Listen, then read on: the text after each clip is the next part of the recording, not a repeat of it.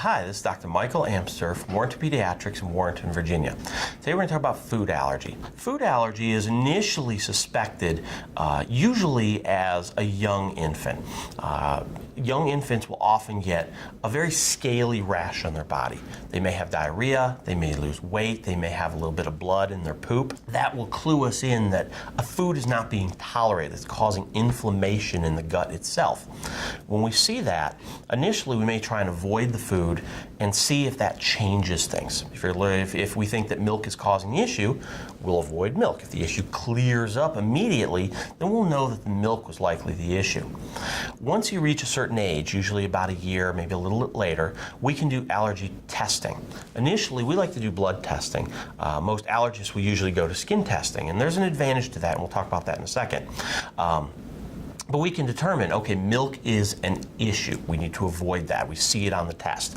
The trial of avoiding it confirmed that that was the issue. Then you avoid it. One of the things I often will stress to parents is that a dietitian or a nutritionist is a very good person on this team to help with this issue, because they can help to work with the parent to determine if there's a diet that they can stick to, something that they can use, something the child will like. Because a lot of times people will, in avoiding the food, find that they're removing a lot of their child's favorite dishes, and that there may be another way to make these dishes without the offending agent, without the thing that's causing the allergy. Most of the major allergens that we see are milk and eggs, peanuts, tree nuts, but we've also seen children who are allergic to wheat, to soy, to beef, and to pork. Shellfish, of course, is a major allergen, but we've seen things to corn. Sometimes it can even be something as arcane as cleaners, soaps, perfumes, things that you wouldn't necessarily think of as a food allergy, but something that can cause an extreme allergy in their environment. Anybody who has a food allergy should carry a pen, an epinephrine pen, with them. It's a self-injection. It contains epinephrine, which will reverse a major allergy reaction. Some children will do fine with a little bit of Benadryl, but an EpiPen is a must if there's a food allergy, just in case it advances past a small reaction. As children age a bit from 1 year to 2 year to 3 year and older, the food allergy reaction changes a little bit. It goes from just being like an eczema reaction or a small hive reaction to a major hive reaction, or there could be swelling, sometimes swelling of a limb, sometimes swelling of the face. Sometimes it can be something very dangerous, like swelling of the tongue or the throat, in which case emergency action needs to be taken right away. Some people will see large hives. Sometimes it can be tingling around the mouth. But some of the things that you don't necessarily think of, some children will wheeze, and sometimes we'll even see severe stomach reactions like vomiting or diarrhea or a severe stomach ache. Most parents will kind of see this over time and realize, okay, if my child's allergic to wheat and they eat wheat, they get this stomach reaction or they get vomiting.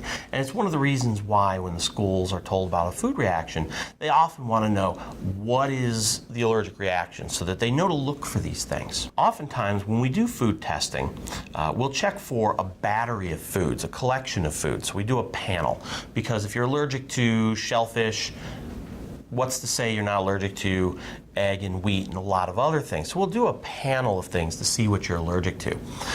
If you're strongly allergic to one thing, oftentimes other things on the list may light up. And this is where skin testing becomes very handy, because the blood test that we do shows what your body has antibodies against, but it doesn't necessarily mean that you're going to react to that. So a lot of times what we'll do is then we'll follow up with the skin testing, either on the arm or the back, and an allergist will conduct this. And that will show exactly what your body's going to react to. A number of times I've done allergy testing, say for milk allergy or something. I say, well, you know your child's allergic to soy, and that's terrible. And they say, well, he eats tofu all the time and he does great. Well, we've got a disconnect here. So when we do the skin testing, we will do the soy, and if that lights up, then we know, hey, you know, maybe they're not doing great. Maybe that's part of the problem. But if it doesn't light up, if you don't get a hive where they do the skin testing, then maybe that's actually something that we don't necessarily need to worry about. They can eat the soy. Skin testing is a good way to follow up with that kind of thing, to see, are they really reacting to something?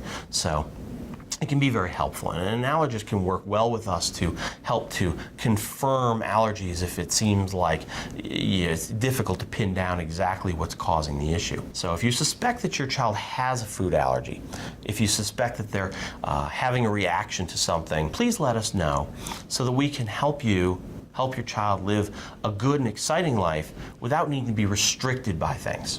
So again, thank you. This is Dr. Michael Amster from Warrenton Pediatrics, Warrenton, Virginia.